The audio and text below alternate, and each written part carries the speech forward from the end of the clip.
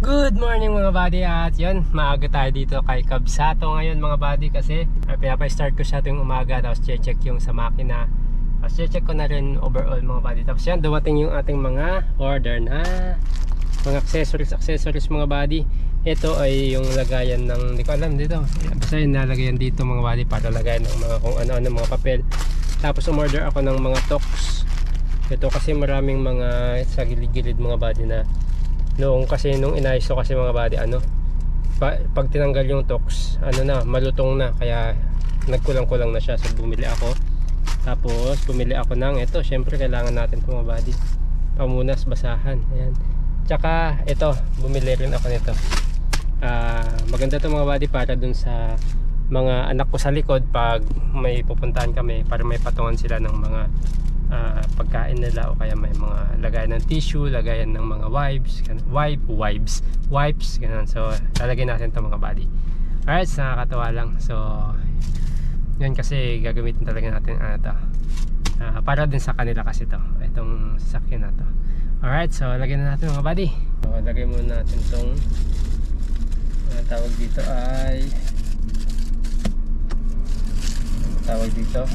visor, visor tawag dito mga buddy, valve mga buddy, lagayan ng mga card ganun. Yan, pakita ko ng mga buddy. Yan, so yan, meron na tayong lagayan ng mga card dyan. Mga card. Ito mga lagayan ng sunglasses ata ito mga buddy. Ipitan ng sunglasses, pero ako kalawang.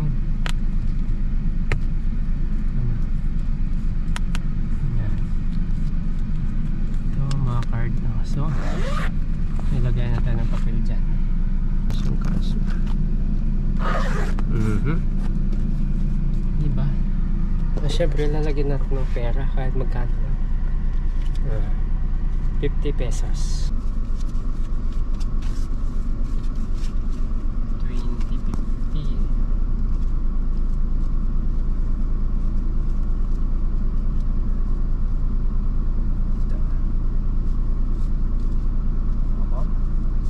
Lagayin kasi siguro ito mga card mga buddy, mga RFID, ganun. Wala pa naman akong mga ganun mga buddy. Mga swift card. Yan. Ang cute siya, ang cute niya mga buddy. At tapos ito lagay ng ballpen para pag ganyan. Yan.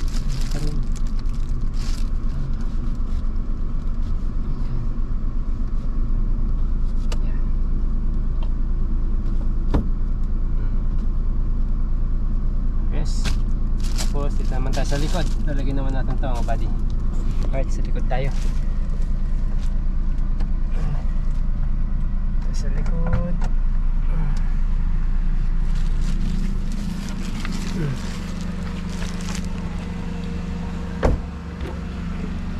Yan, dito naman tayo sa likod. Lalagyan natin itong yan mga buddy. So nilagay na natin. So hindi ko na nilagay yung dito sa taas, kasi gusto ko pag nandun ako sa driver seat, nakikita ko yung likod, yung mga anak ko, yung nakikita ko sila na ng maayos at buo.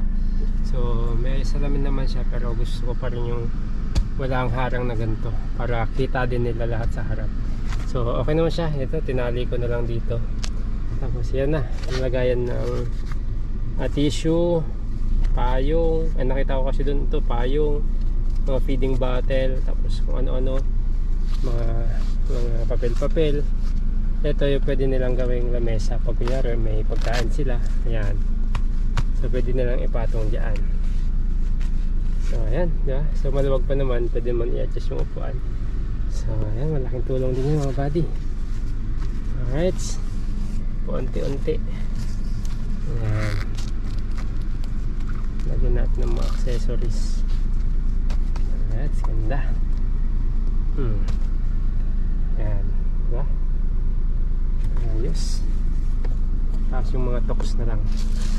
Alright, salamat talaga sa walang sawang support sa mga body. Tulad nito, kailangan mo paglagyan ng plastic na to. So gagawin ko ay Lalagay ko dyan kasi pwede pa namin itong lagayan ng basura. Pwede natin gawing lagayan ng basura itong mga body. Susupong natin dyan. Ilagay na tayo ng basurahan para hindi magkalat-kalat yung mga basura natin sa daan. Alright, yung mga toks na lang. Nailagay na natin yung mga accessories at ito, itinatahi ko naman yung puan natin. Ito mga body nakaraan, hindi pala siya nalalaban. Actually nalalaban ko siya pero hindi pala natatanggal to. Ito yung pinaka-original na cover niya. So nilabhan ko kasama yung foam. Tagal ko nga lang siyang napatuyo. So nabawasan naman yung dumi niya kasi masyadong madumi nung nakaraan. Tapos may punit kasi itong mga body, mahaba yung punit niya dito, nandito.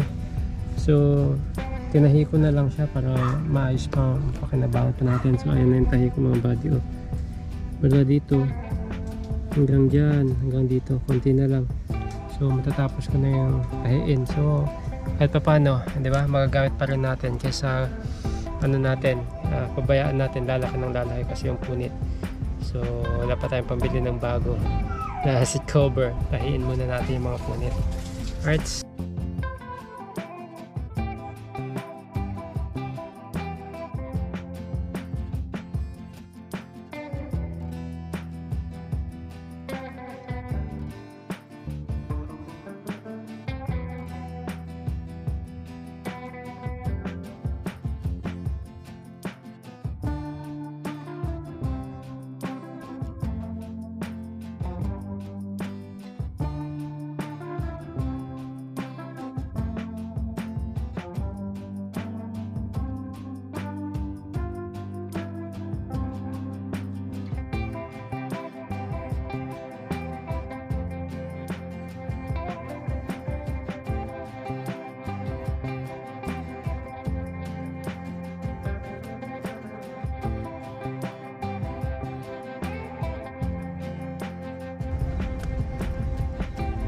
So ito na po yung tahi natin. So medyo nahirapan ako magtahi mga body kasi pudpud na yung dulo ng karayom. Tapos matigas to, matigas mga body. So mahirap siya tusukin, tapos doble pa siya. Ayan, pero natapos na rin naman natin. Ayan.